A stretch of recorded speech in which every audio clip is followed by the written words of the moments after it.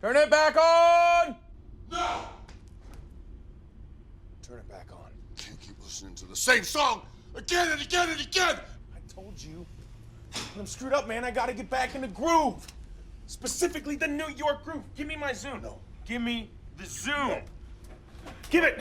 The man who sings this song is a degenerate. I will not sit here and allow you to malign Ace Frehley. Give me the Zoom.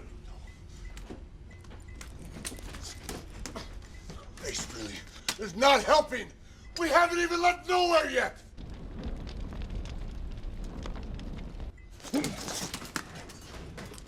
Ace Frehley is helping more than you are.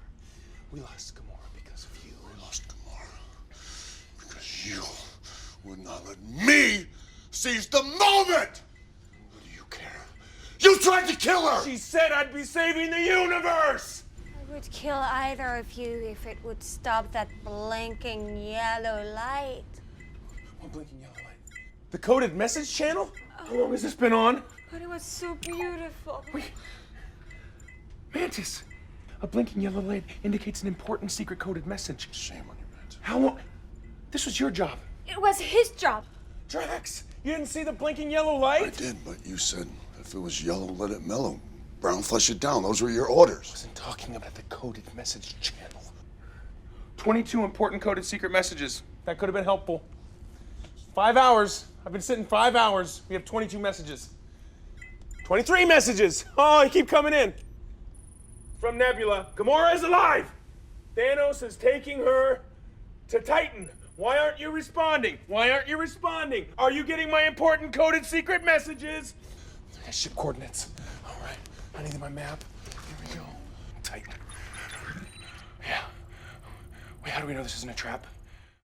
Hey everybody, it's Charlie. Infinity War is dropping on digital this week, so naturally all kinds of bonus features are dropping. You can probably tell just from watching this why they decided to cut it out. If you're brand new to the channel, there's a new round of that Infinity War Blu-ray giveaway. All you have to do to enter is be a subscriber and leave a comment on the video. This is just the beginning. We got bloopers, we have a whole bunch more deleted scenes and behind the scenes stuff that'll be posting in the next couple of days. But you can see that there are a couple plot beats during this that contradict what the actual final plot of the movie ended up being. So it's just like the process of making a movie this big where you shoot way more footage than you actually need. So it gives you a good idea for what the original story was before they sort of changed the script depending on what the final edit is. That's usually what happens in reshoots. Like after they put an edit of the film together, like, okay, this is what our rough cut is going to look like. We cut a bunch of stuff out, so we have to re-record some dialogue so that all the pieces work together. So you probably spotted a couple of the Easter eggs during this too. Not just the poop jokes. Drax always on point with his jokes. When Star-Lord yells at him to turn the song back on, he's playing Ace Frehley's New York Groove, which is from his first solo album in 1978, because all of the Guardians songs in the trilogy, including Guardians 3, are centered around 70s films. Like the ship that they're on is called the Benatar. Somebody was arguing with the producers why it would be called the Benatar when Pat Benatar was known more for her 80s stuff,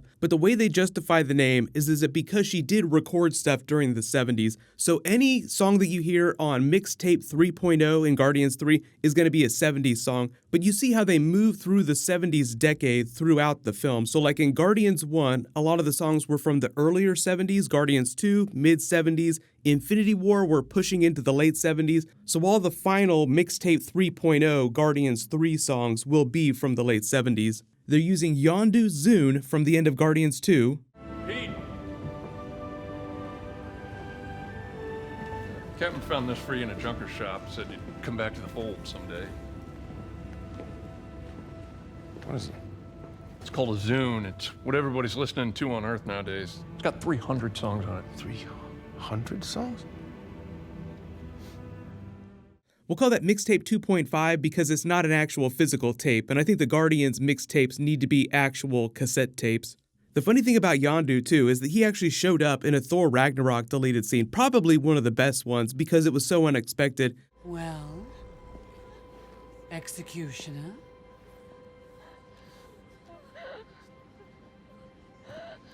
Whoa! Hey! Stop it! Hold on, right there. Easy does it, hoss.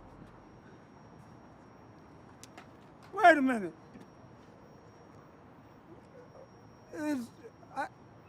You know where Kevin and Lou's offices are, y'all? Oh, thanks, man. Thanks. Go ahead. Proceed.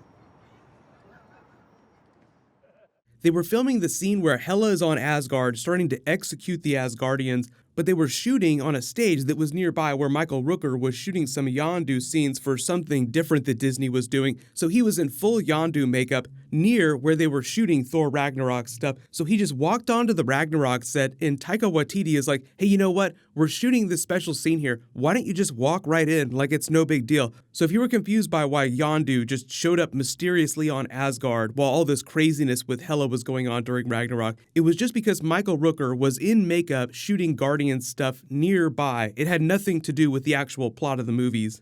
But Drax just can't handle any more of that New York groove because, as they explain, Star-Lord has been stuck, sitting on nowhere, not sure what to do next after Thanos took Gamora. So this is all happening after Nebula escaped. So it gives you an idea for how quickly Thanos is moving. Less than 5 hours between him taking Gamora back to Sanctuary 2, having that long conversation with her, torturing Nebula, then going to Titan by way of Vormir to get the Soul Stone. So maybe Nebula thought that he would bring Gamora back to Titan after they got the Soul Stone. She didn't really understand about the sacrifice that was necessary. You have to love Drax's logic in this too, blaming Star-Lord because they didn't allow Drax to attack Thanos in this moment here before Mantis put the whammy on him. You have to assume that had Star-Lord successfully killed Gamora as she had asked and made that sacrifice, that Thanos would not have been able to find the Soul Stone right away. He may have been able to get it eventually, but there was this unspoken plot line during the movie whereby Thanos had to collect all 6 of the stones before the forces of the universe learned what he was doing. That's why he was moving so quickly. Like they say, 5 hours between this moment and Thanos making it back to Titan with the Soul Stone in tow.